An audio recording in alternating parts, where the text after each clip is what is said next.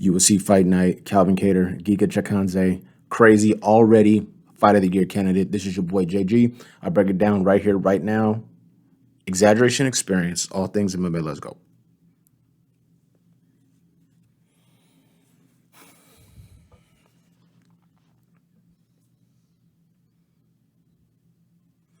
Like I said before, welcome back to the channel. This is your boy JG. If you have not had the opportunity, please like, subscribe, bell icon for notification. Let's get right into it. So this past Saturday, UFC Fight Night, Calvin Kattar versus Giga Chikadze was a crazy ass affair. I'm gonna break it down right here, right now.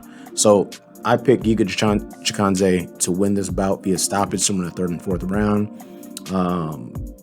Chikadze actually closed as I think a 235 favorite, minus 235 favorite, and Calvin Kattar closed at plus 190. Is a slight dog.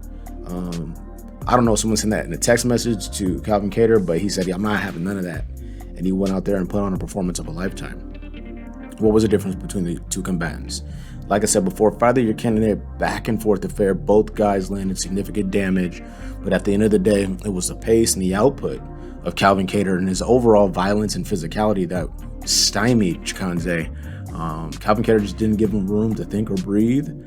He landed heavy shots. I mean, he was throwing to really hurt Chikadze in a way that, shit was damn near personal. But, that's how Calvin Kattar get down. I mean, he comes for blood. Chikadze had to find out some things about himself. He had to find out who he was, what it means to be a champion, and what's next, or what his next steps will be to become a more sustainable force at the top of the division. Now, losing to Calvin Kattar is no shame in that, especially when you go on all-out war. But it is a good resume builder, win, lose, or draw. Calvin Kattar's been in there with some of the best in the world. Obviously, he has lost to Max Holloway, but he's proven, and you went toe-to-toe with that dude, he was better. He was better Saturday evening. That's all there is to it. Both men respectful. Always appreciate that. I love the confidence of Chikadze. Even in loss, he's calling cats out. Volkanovski, I see you. Korean Zombie, shut your ass up on the internet.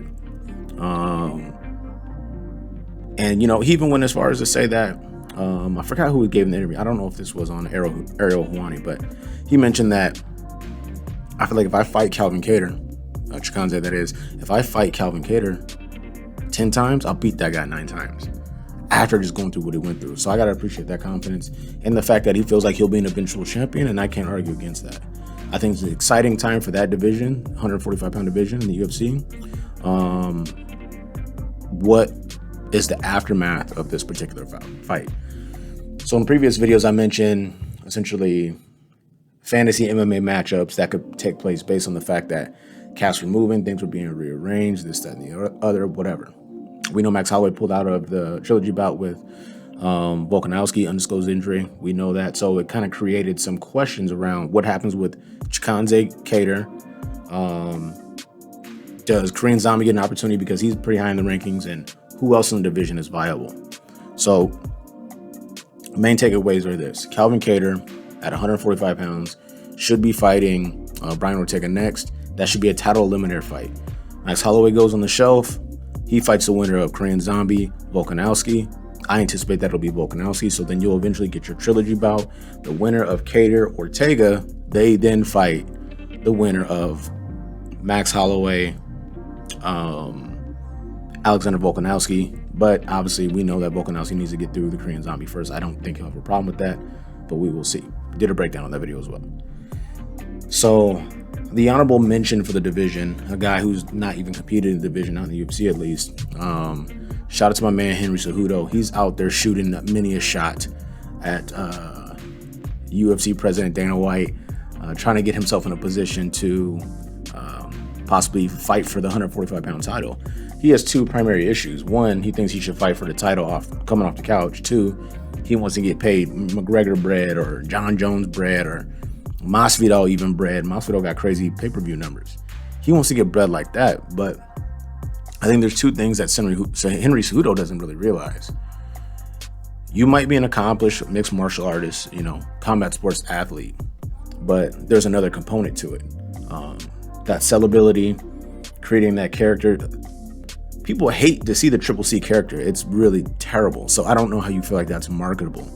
Yeah, it's fun to make fun of and do memes and shit like that because you hella small, but as far as creating buzz where people are excited to see you or they really fucking hate your guts, I don't think you're doing a good job in that part, man. It's more like we just make fun of you and you make us uncomfortable with every post that you put on the internet. So that's going to get in your way of making bread. The other thing is completely subjective. I think that when people try to tell Dana White what to do with his business or how to run it, that's a surefire way to just kind of get fucked up, especially if you're going to do it in the media. Give an interview, whatever, do it at a press conference before an event or post an event. That's never the best way to go. The other thing is Henry Cejudo, he's just been on the couch. Every single time something of significance happens between 125 and 140, we now have to get the customary Henry Cejudo, I'll beat that guy tweet. Dude, if you want to fight, fight. Come back in the ring, get an opponent, 35, 45, whatever, and make it happen. Knock a dude out, wrestle the hell out of somebody, whatever, but put yourself in a position to actually get these fights. But for the 145-pound division, it's looking up. Shout out to Kattar Vs Chickadze. He will be back. I have no concern with that whatsoever. Welcome back to the fold, my man, Calvin Kattar. You are a violent individual. That violence showed through is the reason why you won that bout. The output, the damage landed, and just the relentlessness. Hard-fought victory, but a definitive victory. Shout out to Calvin Kattar. Stay tuned to my next two videos. I'll be breaking down the heavyweight clash that's coming up this Saturday. What's today? Monday the 17th. So this Saturday, you got Gane versus Ngannou. I'll give a prediction in that video. Also, the co-main event, Figueiredo versus Moreno. This is a trilogy bout that they're gonna just keep forcing Brandon Moreno to just fight Figueiredo until you lose, and then tell him to move on. They're gonna fight 15 times in a row. Why are they doing this to my man? Let him fight somebody different. But shout out to him. I'm gonna break that fight down. This has been your boy JG Exaggeration Experience. UFC Fight Night. Kattar versus Chickadze was nuts. Check it out if you get a chance. Like, subscribe, bell icon for notification. Look for those next two videos coming up. We out.